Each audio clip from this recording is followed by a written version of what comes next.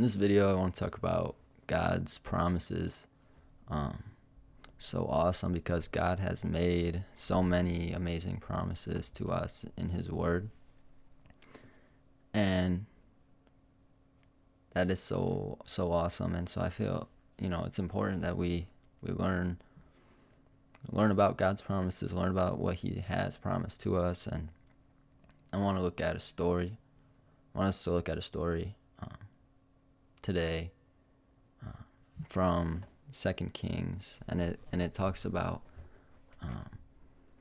it's in chapter 6, 2 Kings chapter 6, and it talks about Syria.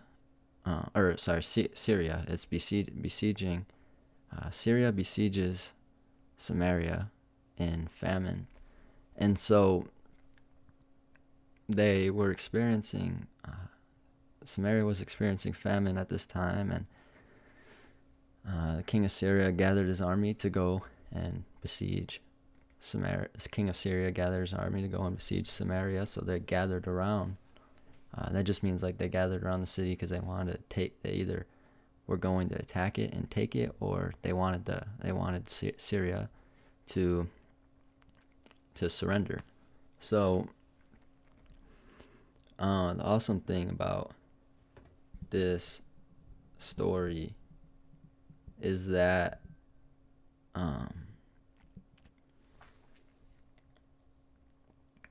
so Elisha said that he prophesied to this messenger and this officer of the king, and he said that the famine that was in the land was going to end, and so what ended up happening is the officer goes, here's what he says in chapter 6, verse chapter 7, verse 2. So an officer, or here's what Elisha says. He prophesies that the famine ends, and then in verse 2 the officer. So it says, so an officer on whose hand the king leaned answered the man of God and said, look, if the Lord would make windows in heaven, could this thing be? So he's basically saying, referring back to the flood and talking about how, because God said that He was going to open, the windows in heaven and bring a flood.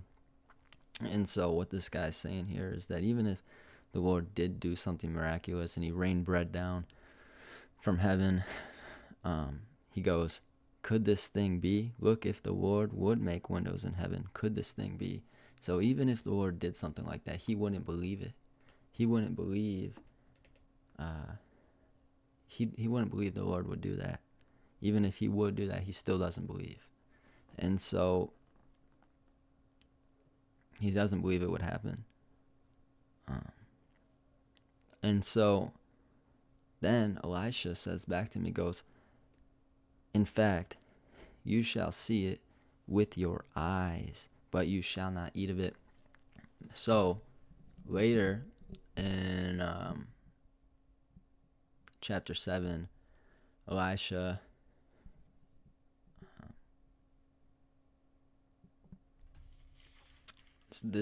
the famine, Elisha's prophecy does come to pass, of course, because what the Lord promises, it will happen. And so what ended up happening at the end of this story is the famine, the Syria, Syria, they thought that somebody else was attacking them, and so then they ran away. And so when the guards of the gates in Samaria went out to go see if they were still there, they were gone when they went out there. And so when they went out there, they took all of their stuff, and they had bread and stuff, and they started, and then they announced it to everybody, and they were selling the bread, as what Elisha prophesied, is that they were going to be selling the bread. And so that's what they were doing. And so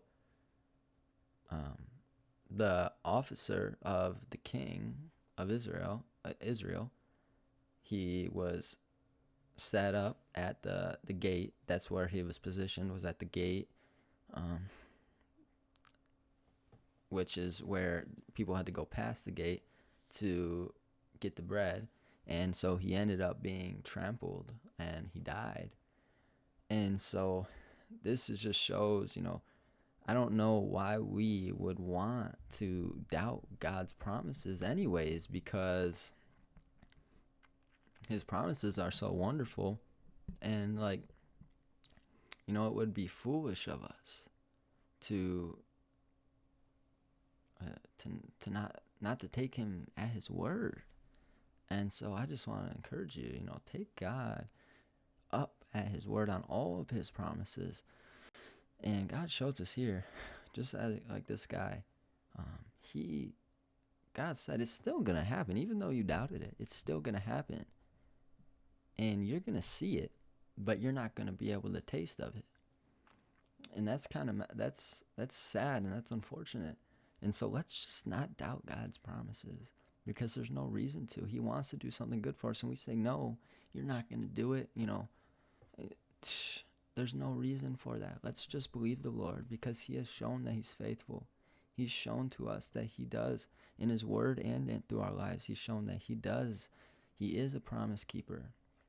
And so I just want to say that whatever God has promised you, I'm certain that it will come to pass. Whether that's something he's told you in his word or he's told to you one-on-one. God does make personal promises to us. And I'm certain that he will come through for you. He will keep his promise. And I want to read a verse to us. I should have had it pulled up, but it's from Numbers 23:19, and it says in here, it says, God is not a man that he should lie, nor a son of man that he should repent. Has he said, and will he not do? Or has he spoken, and will he not make it good?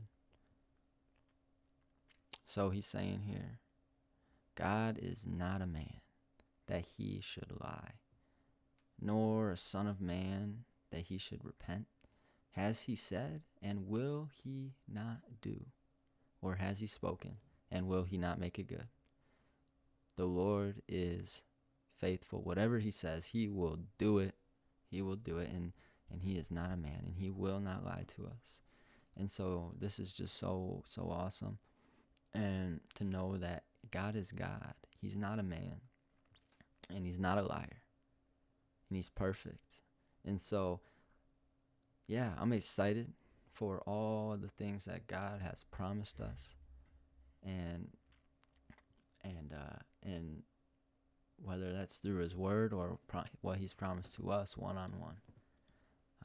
Just know that he loves you. He loves each and every one of us, and God has amazing things for you, and he is going to keep his promises that he has promised to you. God bless you.